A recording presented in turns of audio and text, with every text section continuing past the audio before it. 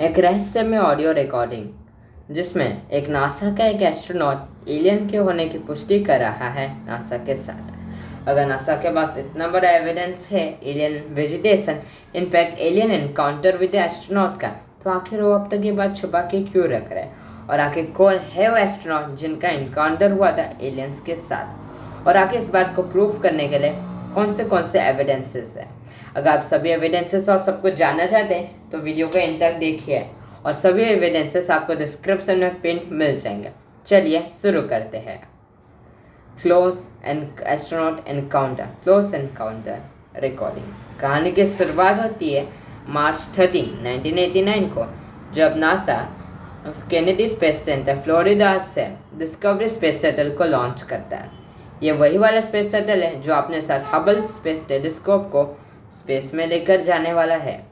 20 घंटे और 45 मिनट्स खत्म होने के बाद इस मिशन के एक मैसेज रिकॉर्ड किया गया था डॉन रैस के द्वारा, जो एक एस्ट्रोनॉट से आ रहा था।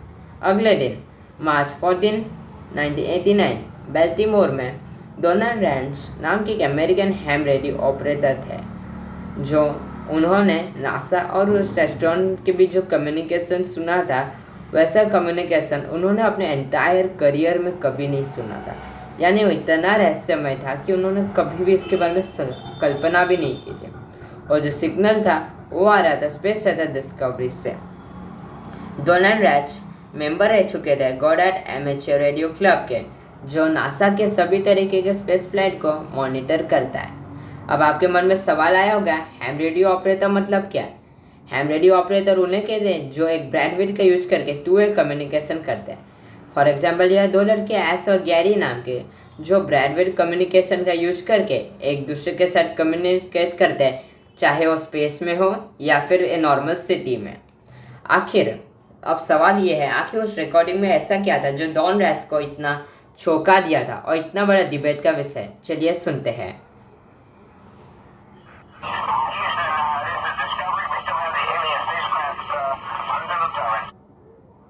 Discovery of an alien spaceship under observance. अभी आपने जो आवाज़ सुनी वो असल में जॉन ई ब्लेहा की थी। दोस्तों, जॉन ई ब्लेहा एक रिटायर्ड ऑफिसर रह चुके हैं। इनफैक्ट यूनाइटेड स्टेट्स एयरफोर्स के कर्नल रह चुके हैं और नासा के पूर्व एस्ट्रोनॉट रह चुके हैं। इसका मतलब ये है कि जॉन ई ब्लेहा की कही गई सभी बातें सच होंगी, क्योंकि कोई इतने बड़े पोस्ट में रहेगा तो झूठ कहेगा नहीं।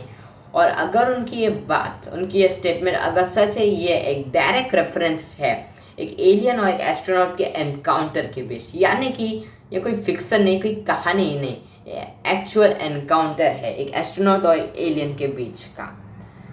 और इतना ही नहीं, नासा का अगर ये जो बात उन्होंने सुना था, ये बात सुनने के बाद रैंचेल एकदम हैरान हो गए। और सिर्फ रैंचेल ही नहीं, वहाँ पर मौजूद सभी हैम रेडियो ऑपरेटर जो भी थे, उन्होंने ये वाली बात सुनकर काफ़ी ज़्यादा हैरान हो गए और कुछ लोगों ने इस बात को रिकॉर्ड तक कर लिया। इस ट्रांसमिशन के कुछ समय बाद नासा ने अपने क्रू और बाकी जो मिशन कंट्रोल में थे उन लोगों को ऑर्डर दिया कि रेडियो फ्रीक्वेंसी को चेंज कर दिया जाए। दोस्तों, नासा ने ऐसा करने के पीछे का मेन रीज़न था, अगर वो सेम फ्रीक्वेंसी पर रहता तो फिर जो डॉन रैस है उसके बारे में और इन्फॉर्मेशन एलियंस के बारे में जान लेते, जो नासा बिल्कुल नहीं चाहती थे।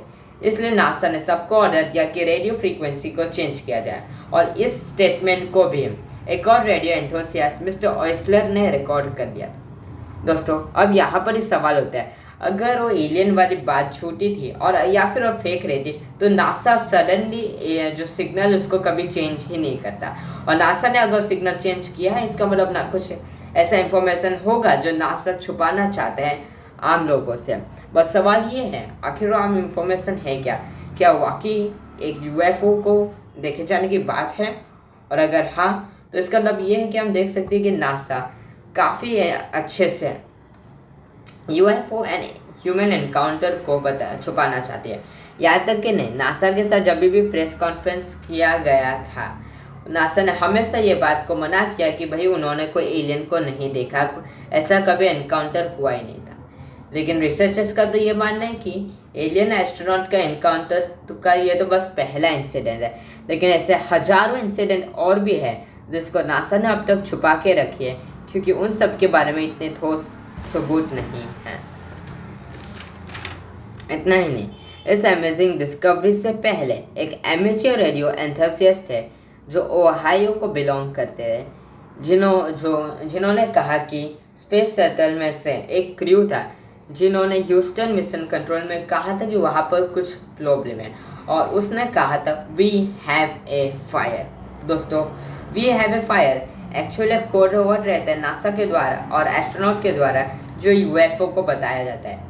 फॉर एग्जाम्पल, अगर कभी प्लेन क्रैश हो जाता है हम लोग क्या कहते हैं, मे दे, या फिर अगर कभी प्रॉब्लम होता है तो हम एसओएस सिग्नल का यूज करते हैं। ठीक उसी तरीके से वी हैव ए फायर एक कोड वर्ड था नासा के लिए यूएफओ के बारे में बताने के लिए।